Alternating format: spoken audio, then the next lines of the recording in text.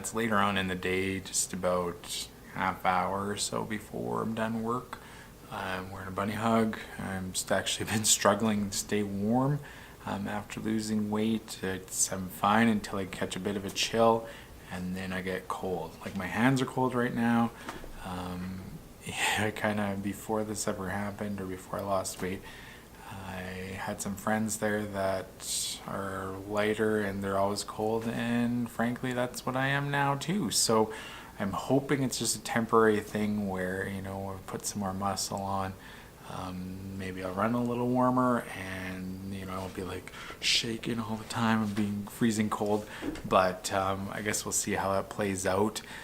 Unfortunately, at the moment, it's not playing out so well. So we're in a bunny hug, and that's okay because I usually have one anyway. So I take a moment today to talk about kind of my philosophy on life.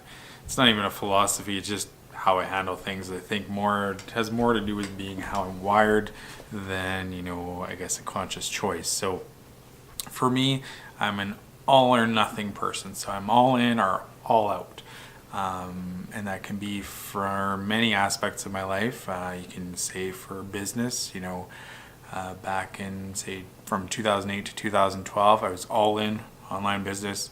It's all I did every waking moment of the day, and it allowed me to reach great heights. But, there's a price to pay for that kind of focus. Or if you want to use recently, my role as mayor of Conquest, all in. It was my primary focus. I put business side, family side sometimes.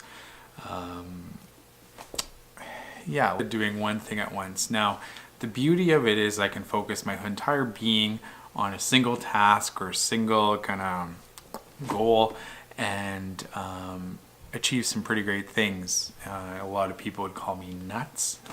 You can look, say, weight loss. I lost 40 pounds in about 120 days. That's an example. Just focused on that. That was the goal. That's all I cared about, and that's what I did. So it certainly provides great opportunities to achieve greatness, we'll say. But at the same time, it's a weakness too. Like if you focus only on one thing, everything else suffers, right? So where I really don't do well is when I'm in that gray area between doing all in and doing everything and being not in at all. And in that gray area, I really struggle. Flounder is a good word I would use for it. And that would be an example of how, say, my business has been here for the last, we'll say, 4 years, where I've kind of been in between, and it hasn't done horrible, but it certainly hasn't done great either. It's kind of in between there, not doing well. So for me, I perform my best when I'm all in, 100%, 110%, whatever. Like people will use some percentage, focused on the goal, focused on a single task or single outcome. And that's what works for me. And I'm sure for most of you out there, that's not what works for you, and that's okay. It's just how I'm wired. It's just how I approach things. I don't think it's a conscious choice or anything like that, but it's just how it works for me. And you can ask my wife. There are some good examples of our life together too, where I've been kind of all in or all out or whatever. And based on that behavior, if you're an outside observer and you understand that about me, I'm actually pretty easy to predict if you want to look at it that way. But most people don't quite catch that. So I'm an all in or an all out kind of person.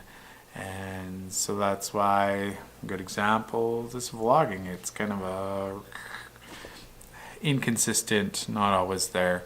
I guess in my case, I haven't quite decided which way I'm going with this, and that's okay. So that's enough about that.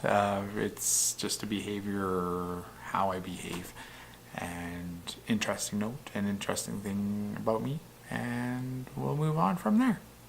As for my weekend plans, the one thing I'm really excited about is Saturday. Now Saturday, I'm taking the kids with me and we're going to Saskatoon and we're going to go shop at Dollarama. Now we've done this for the last few years where the kids will go there they have enough money to pick out a gift for everybody in the family, and they get to wrap it up, and we don't know what it is. So it's relatively cheap, you know, 4 kids at $5 pop, 20 bucks, or well, I guess Dollarama is not really a dollar anymore, but something like that. And it's interesting to see what you get. Sometimes I've seen, you know, us get cups, I've seen us get coffee mugs, dog toys, you know, all sorts of things. The one year there, Sophia actually picked out toys she wanted to play with because she was, I think, 2 or 3.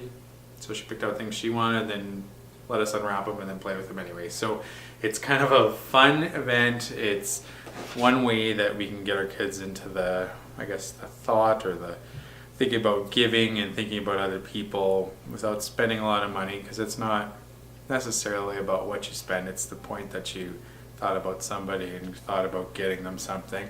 And from a parental perspective, or from our perspective, it's interesting to see what they pick out. And on that note, I'm going to leave you there. I have some other things I need to get done here before I can go home, being Friday and all. And it should be a good weekend. It's going to be quiet, and my wife's going to be away here tonight and tomorrow.